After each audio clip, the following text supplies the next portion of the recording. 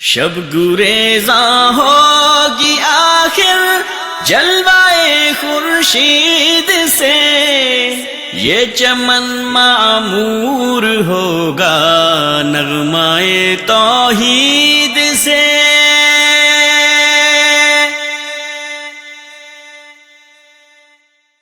السلام علیکم ورحمۃ اللہ وبرکاتہ۔ ان الحمد للہ نحمده ونستعینه ونستغفره ونعوذ بالله من شرور انفسنا ومن سیئات اعمالنا، من يهده الله فلا مضل له ومن يضلل فلا هادي له، اشهد ان لا اله الا الله وحده لا شريك له واشهد ان محمدا عبده ورسوله، اما بعد۔ اہل توحید کا پیغام دیتے ہیں، لوگوں کو ایک اللہ کی عبادت کی طرف بلاتے ہیں، غیر اللہ کے سامنے جھکی ہوئی گردنوں کو صرف خالق اور مالک کے سامنے جھکنے کی دعوت دیتے ہیں۔ تو قبر پرست اہل شرک ان پہ مختلف قسم کے جھوٹے الزامات لگاتے ہیں اور برے القابات سے نوازتے ہیں۔ آئیے ایسے ہی ایک قبر پرست مولوی صاحب کا ایک کلپ آپ کو دکھائیں، جس میں وہ کہتے ہیں تو کچھ بھی ہے ڈنکے کی چوٹ پہ کہتے ہیں وہابیوں کے پیچھے نماز نہیں پڑھتے، اور تم ایسے منافق ہو، ہم کو مشرک بھی کہتے ہو، ہمارے پیچھے نماز بھی پڑھتے ہو۔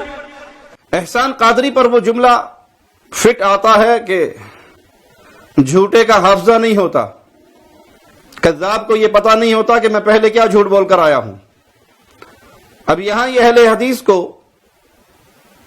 وہابیوں کو منافق کہہ رہا ہے، اور اس کا اپنا ایک کلپ یوٹیوب پر موجود ہے جس میں یہ کہتا ہے کہ اگرچہ اہل حدیثوں کے عقائد تو بڑے گندے ہیں، لیکن یہ جو ظاہری طور پہ کہتے ہیں وہی نجی طور پہ کہتے ہیں۔ معزز سامعین، آئیے دیوبندی مسلک اور وہابی سلفی مسلک، یا اپنے آپ کو اہل حدیث اور غیر مقلد کہنے والے، ان کے درمیان ایک بہت عظیم فرق کو سمجھنے کی کوشش کرتے ہیں۔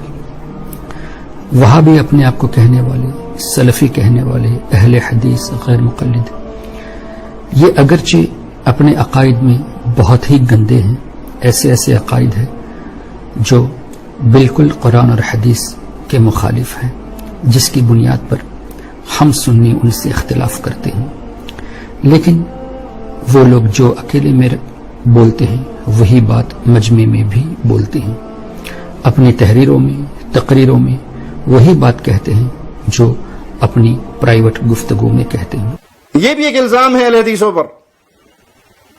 اللہ کی قسم، اہل الحدیث کا کوئی ایک عقیدہ کتاب و سنت کے خلاف نہیں ہے، جس پر ہم عمل کرتے ہوں، جس کی ہم دعوت دیتے ہوں، کوئی ایک عقیدہ ہمارا کتاب و سنت کے خلاف نہیں۔ ہماری تو ساری محنت ہی امت کو کتاب و سنت پہ اکٹھا کرنے کے لیے ہے۔ ہم نے اپنی طرف سے نہ کوئی الہ بنایا ہے اور نہ ہی اپنی طرف سے کوئی رہبر، رہنما تراشا ہے جس کو ہم معصوم عن الخطا سمجھتے ہوں۔ ہماری دعوت کا نچوڑ یہ ہے کہ پوجنا ہے تو اللہ کو، پوجنے کا طریقہ پوچھنا ہے تو محمد رسول اللہ سے صلی اللہ علیہ وسلم۔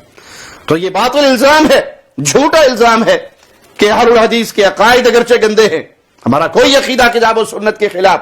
اگر کوئی شخص ہمت رکھتا ہے ثابت کر دے، اللہ کی قسم صبح کا سورج طلوع ہونے سے پہلے ہم اپنے اس عقیدے سے توبہ کر لیں گے، کیونکہ ہم فرقہ نہیں ہیں جس نے اپنی طرف سے اپنے بزرگ تراشے ہوں، اپنی طرف سے اپنا نصب العین بنایا ہو۔ ہم نے فلاں کے پیچھے چلنا ہے یا فلاں کے پیچھے، ہم نے فلاں کتاب کا دفاع کرنا ہے یا فلاں کتاب کا۔ ہمارے ایک ہاتھ میں اللہ کی کتاب اور ایک ہاتھ میں محمد الرسول اللہ کی دی ہوئی پیاری سنتیں ہیں، کچھ ہے ہی نہیں ہمارے پاس اس کے علاوہ۔ لیکن یہ دوسرا کلپ دکھا کے منافقت آپ کی ظاہر کرنی ہے کہ ایک طرف آپ ہمیں منافق کا تانا دیتے ہو اور دوسری طرف خود تسلیم کرتے ہو کہ یہ منافق نہیں، جو یہ نجی محفلوں میں کہتے ہیں وہی یہ کھل کر کہتے ہیں۔ وہاں آپ نے منافق ہونے کا تانا دیوبندیوں کو دیا ہے، اور اس کلپ میں آپ اہل حدیثوں کو کہہ رہے ہیں، تو اصل میں منافق آپ ہیں۔ آپ کو یاد ہی نہیں رہتا کہ میں نے پہلے کیا جھوٹ بولا تھا اور اب کیا جھوٹ بولا۔ الحمدللہ ہم ڈنکے کی چوٹ پر یہ بات کہتے ہیں کہ کسی قبر پرست کے پیچھے نماز نہیں ہوتی، کسی مشرک کے پیچھے نماز نہیں ہوتی.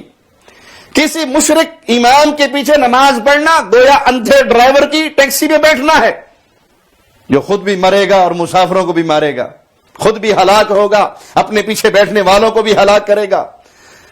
شرک اکبر کرنے والے کی تو اپنی کوئی عبادت قبول نہیں ہوتی، اس کے پیچھے کھڑے ہونے والوں کی کہاں قبول ہوتی؟ ہم ڈنکے کی چوٹ پر کہتے ہیں قبر پرستوں کے پیچھے نماز نہیں ہوتی.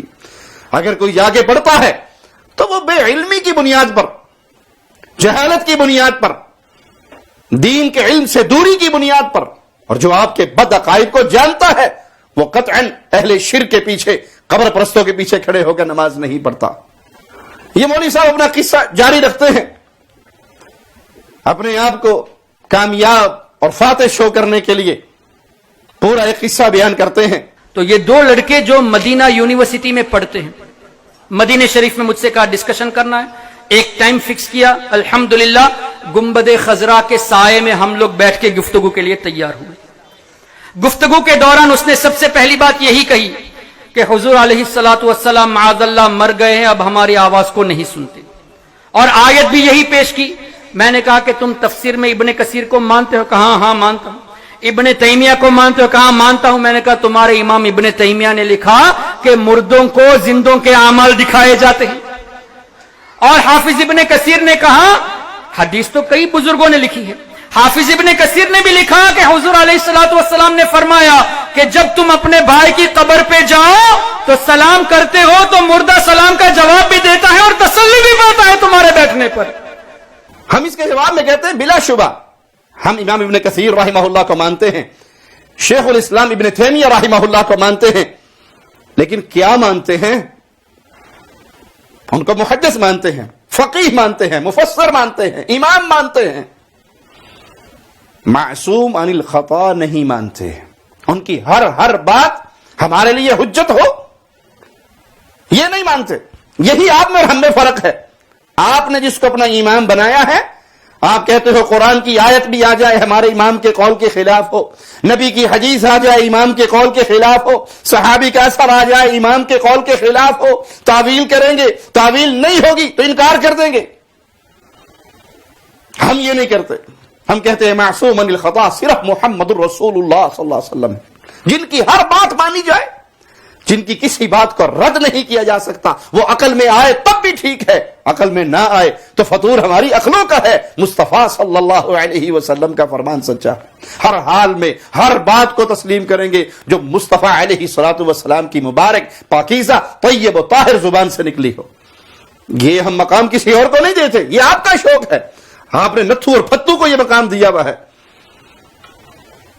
اپنے محلے کے مولویوں کو یہ مقام دیا. حدیث تو ٹھیک ہے پر ہمارے مذہب کے خلاف ہے، حدیث تو ٹھیک ہے پر بابا جی کہتے ہیں یہ حدیث ہمارے ماننے والی نہیں ہے، یہ ان کے ماننے والی حدیث ہے. یہ تفریق آپ نے کی ہے امت کے اندر. ہم کہتے ہیں حدیث مصطفیٰ ہو، پوری دنیا ایک طرف ہو، پوری دنیا کو ٹھوکر مار دیں گے، رسول اللہ صلی اللہ علیہ وسلم کی حدیث کو نہیں چھوڑیں گے. یہ جو روایت آپ نے بیان کی، بلا شبہ ابن کثیر رحمہ اللہ نے اس کو بیان کیا سورہ روم کی آیت نمبر 52 کی تحت. امام ابن عبد البر رحمہ اللہ سے نقل کیا، انہوں نے ابن ابی دنیا کے حوالے سے اس روایت کو نقل کیا. جی ہاں بلا شبہ امام ابن کثیر رحمہ اللہ نے یہ روایت سورہ روم کی آیت نمبر 52 کے تحت امام ابن عبد البر رحمہ اللہ سے نقل کی، ابن ابی دنیا کے حوالے سے بھی نقل کی، اور امام ابن تیمیہ رحمہ اللہ نے مجموع الفتاوی میں نقل کی. لیکن ان کے نقل کر دینے بلکہ تصحیح کر دینے سے بھی یہ روایت صحیح ثابت نہیں ہو جاتی، کیونکہ اس کی ایک سند بھی ثابت نہیں.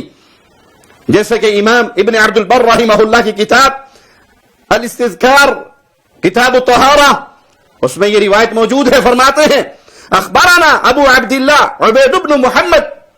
یہ اس سند کے پہلے راوی ہیں جن کے حالات ہی نہیں ملتے کہ وہ ثقہ ہیں، قابل اعتبار ہیں یا نہیں، ان کے حالات نہیں ملتے.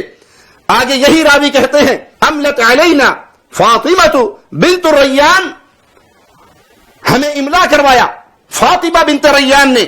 یہ فاطمہ اس روایت کی دوسری راویہ ہیں اور ان کے حالات بھی نہیں ملتے. اسی طرح امام ابن کثیر رحمہ اللہ نے یہ روایت ابن ابی دنیا رحمہ اللہ کے حوالے سے نقل کی. ہمیں یہ روایت ان کی کتاب میں نہیں ملی. البتہ अस्सारिमुल मुनकी इमाम इब्नुल हादी रहमहुल्लाह ने इसकी जो सरल नकल की है उसमें इब्नु समआन मतरूक रावी है।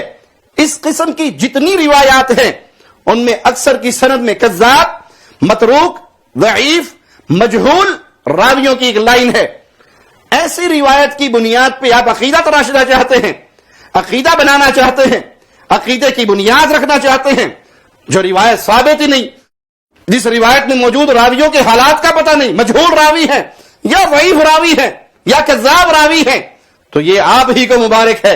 अहलुल हदीस अल्लाह के नबी सल्लल्लाहु अलैहि वसल्लम की सही अहादीस को तस्लीम करते हैं और उसी की बुनियाद पे अपने अकाइद की इमारतें तामीर करते हैं।